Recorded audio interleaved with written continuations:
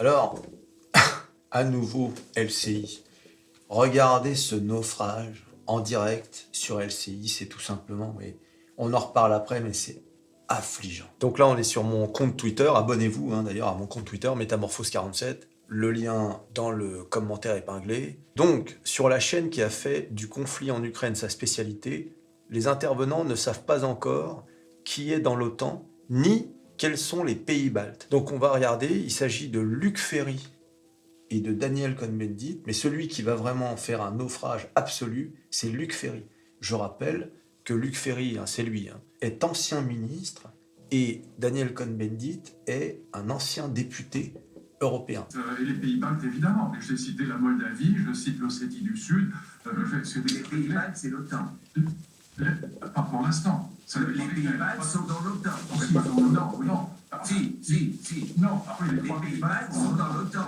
Pas tous les pays baltes. Les 4 pays baltes Il y en a d'autres. Il y a d'autres pays baltes. On parle des pays baltes et de la Non. Contrairement aux affirmations de Luc Ferry, les 3 pays baltes, Estonie, Lettonie et Lituanie, sont membres de l'OTAN, et ce depuis 2004, ça fait 20 ans. Mais surtout, lui qui est ancien député européen franco-allemand, Daniel Cohn-Bendit, il dit les 4 pays baltes, il y en a 3. Alors lui, il est totalement dans les nuages, il raconte absolument, vous allez voir, il va confondre les Balkans et les pays baltes. L'animateur, le journaliste suisse, Darius Rochevin, je crois, je ne sais plus trop son nom, on l'entend dire si, ils sont dans l'OTAN. Mais écoutez, ça continue comme ça pendant plus de 2 minutes, L'Iran aussi, c'est en fait il te parle des pays baltes qui ne sont pas dans l'Union européenne. Voilà. Donc ces pays baltes-là sont évidemment très inquiets. Et donc aujourd'hui, le débat sur l'Union européenne, pays baltes parlez-vous des 5 ou 6 pays baltes qui ne sont pas encore aujourd'hui dans l'Union européenne.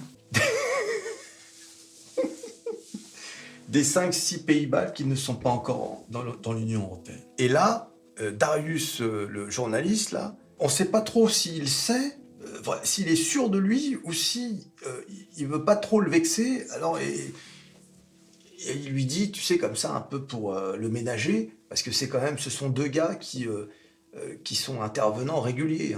Donc voilà, t'as pas envie d'humilier l'ancien ministre, surtout si le gars, il est là régulièrement. Et du coup, de quel pays baltes parlez-vous?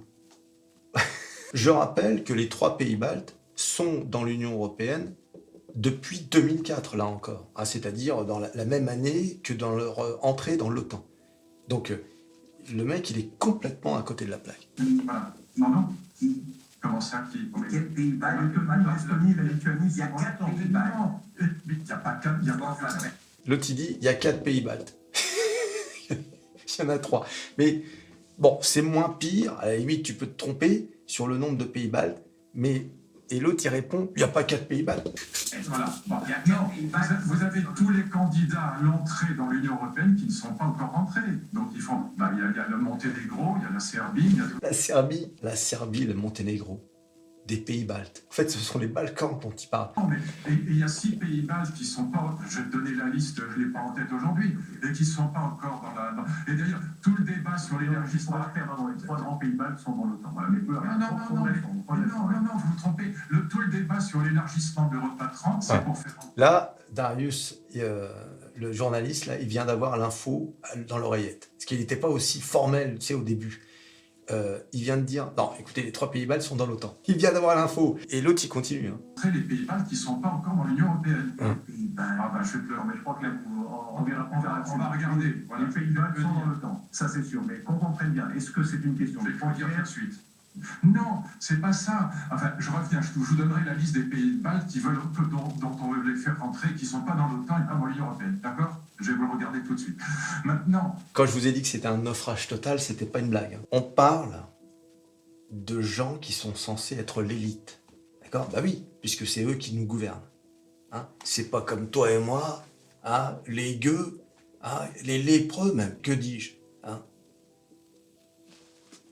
On est quoi? On est peu de choses. Oh bah oui, voilà, c'est l'élite de la nation. C'est eux qui nous gouvernent. Tu te rends compte quand même? On est quand même sur une chaîne. Parce que toi, tu ne saches pas quels sont les pays baltes, les Balkans, nanana. c'est pas grave, on va pas t'en vouloir. Là, on est sur une chaîne qui traite de l'Ukraine, qui a fait de l'Ukraine sa spécialité depuis 2 ans. Ça fait à peu près 2 ans que la guerre a commencé. On aurait pu imaginer que tout ce beau monde soit au fait de la situation des pays en Europe. Puisqu'on nous dit que... Tu comprends ce que je veux dire? Ces gars-là, ils devraient connaître sur le bout des doigts le nombre d'habitants dans chaque pays européen, les frontières, le nom des premiers ministres, tu comprends? Quand tu traites d'un sujet quasiment 24 heures sur 24, pendant 2 ans, il n'y a plus de secret. C'est un peu comme si je t'envoyais aux États-Unis pour traiter de la politique américaine. Au début, tu vas te dire, tu connais pas les 50 États américains, t'en connais peut-être la moitié, et encore.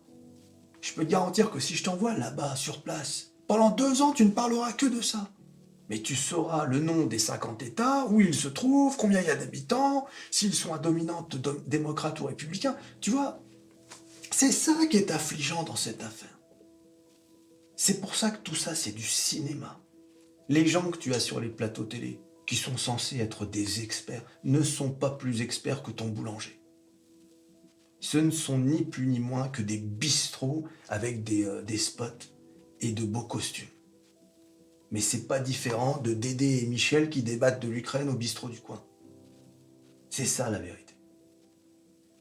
Allez, abonne-toi, like et partage. Et on se revoit à la prochaine vidéo, à la prochaine dinguerie.